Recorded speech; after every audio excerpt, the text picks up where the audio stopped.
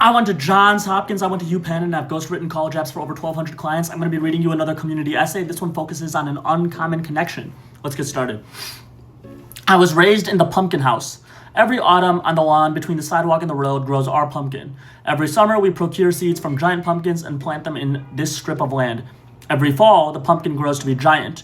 This annual ritual became well known in the community and became the defining feature of our already quirky house. The pumpkin was not just a pumpkin, but a catalyst to create interactions and community. Conversations often start with, "Aren't you the girl in the pumpkin house?"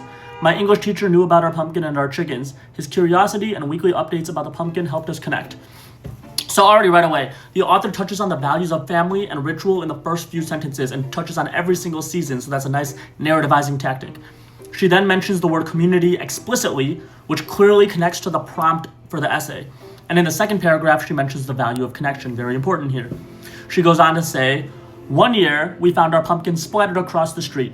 We were devastated. The pumpkin was part of our identity. Word spread, and the people came to our house to share in our dismay. Clearly, that pumpkin enriched our life and the entire neighborhoods."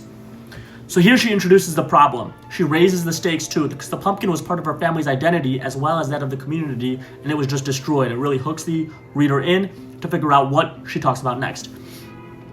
Next morning, our patch contained 12 new pumpkins. Anonymous neighbors left these, plus a truly gigantic 200-pound pumpkin on our doorstep.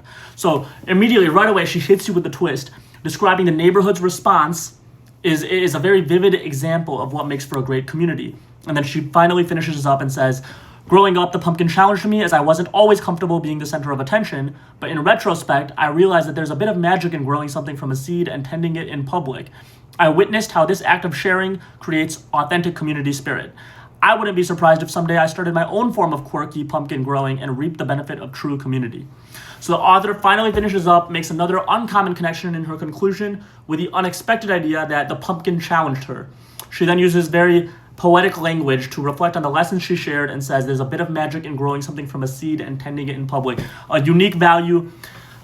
Round of applause, ladies and gentlemen. That was a fire community essay. If you need your essays ghostwritten, you know exactly who to call. The guy with a 99.5% client satisfaction rating and 1,200 plus clients. Thank you very much.